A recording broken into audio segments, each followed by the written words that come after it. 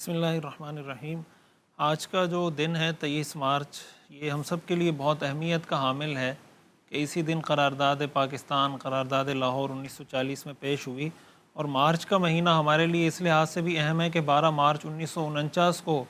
Objective resolution قرارداد مقاصد پیش ہوئی، جس کے اندر بڑی وضاحت کے ساتھ پاکستان کے مقاصد پر روشنی ڈالی گئی، اور علماء کرام نے وہ ڈرافٹ تیار کیا کہ پاکستان کے اندر حاکمیت اعلیٰ اللہ کی ہوگی، کوئی قانون قرآن و سنت کے خلاف نہیں بنے گا۔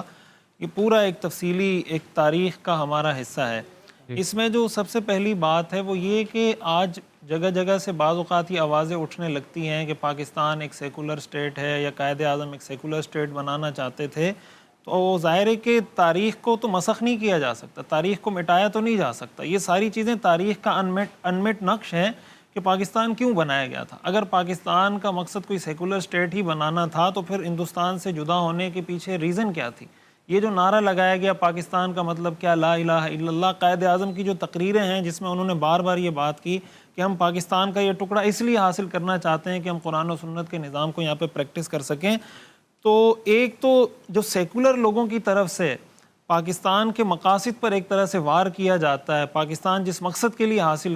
کیا گیا تھا، تو ہمارے نوجوانوں کے ذہن میں، ہماری قوم کے ذہن میں یہ بات بہت کلیئر ہونی چاہیے۔ اور ظاہر ہے کہ جیسے قاری صاحب نے بات کی کہ اس کا اصل پتہ اس کو چلتا ہے کہ جس نے یہ قربانی دی ہے، جو اس تپش سے، جو ان مراحل سے گزرا ہے، جنہوں نے ہجرت کی ہے، جنہوں نے جانوں کی قربانیاں دیں، جنہوں نے اپنی جائیدادیں قربان کی،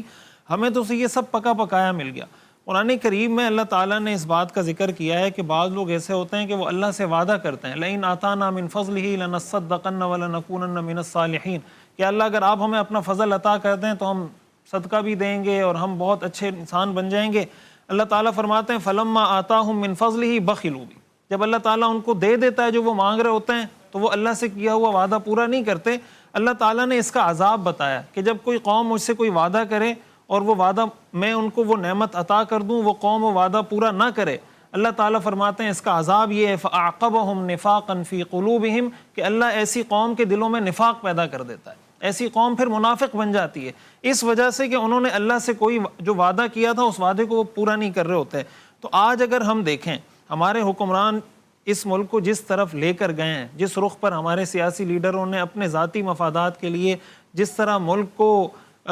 سٹیک پر لگایا ہے، جس طرح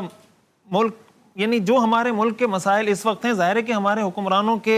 ان کی جو عیاشی ہے، ان کی جو عیش و عشرت ہے، اس کی وجہ سے ہم اس نہج پر پہنچے ہیں۔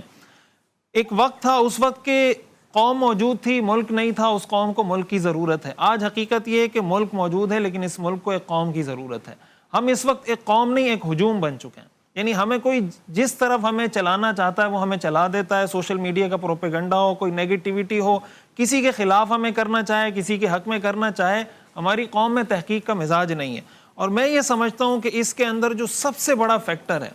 وہ ہمارا تعلیمی نظام ہے، وہ ہمارا تعلیمی سسٹم ہے، ایجوکیشن سسٹم ہے۔ دیکھیں اس زمانے کے اندر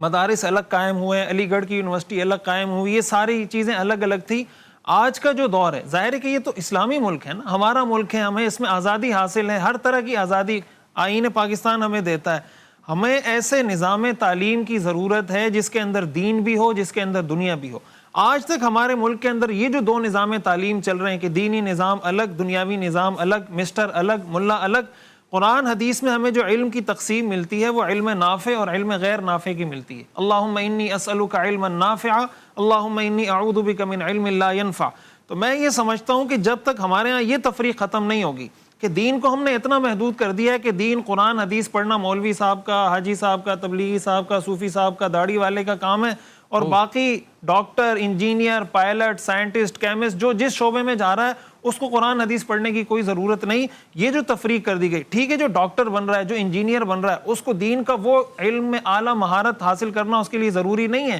جو ایک عالم دین، ایک مفتی کے لیے ہے، لیکن جو ضروری علم ہے ایک ڈاکٹر کے پاس بھی ہونا چاہیے، ایک انجینئر کے پاس بھی ہونا چاہیے۔ میں یہ سمجھتا ہوں کہ جب تک ہم اس طرح کے تعلیمی ادارے قائم نہیں کریں گے کہ ایک ہی چھت کے نیچے وہ دین بھی پڑھ رہا ہو، ایک ہی چھت کے نیچے وہ ڈاکٹر بھی بن رہا ہو، وہ انجینئر بھی بن رہا ہو،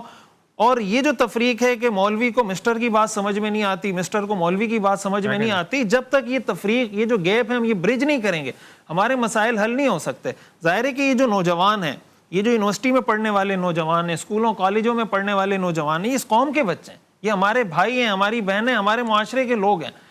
سارے مسلمان ہیں، کلمہ پڑھنے والے ہیں، لیکن ان کو ایسا تعلیمی نظام نہیں دیا گیا. تو میں یہ سمجھتا ہوں کہ اس کے لیے ہماری قوم کو ایز اے نیشن وہ تمام لوگ جو اس طرح کی کوشش کر سکتے ہیں، جن کو اللہ نے وسائل دیے ہیں، جن کو اللہ نے ذرائع دیے ہیں، وہ یہ ہمت کریں، یہ کوشش کریں کہ بھائی ہم ایک ایسا تعلیمی نظام پاکستان کے اندر متعارف کرائیں کہ ہم ایک ہی چھت تلے یہ دونوں سسٹم چلا رہے ہوں، اور جو ادارے اس طرح کے پہلے قائم ہو چکے ہیں ان اداروں کو سپورٹ کیا جائے، ان کے کاز کا حصہ بنا جائے.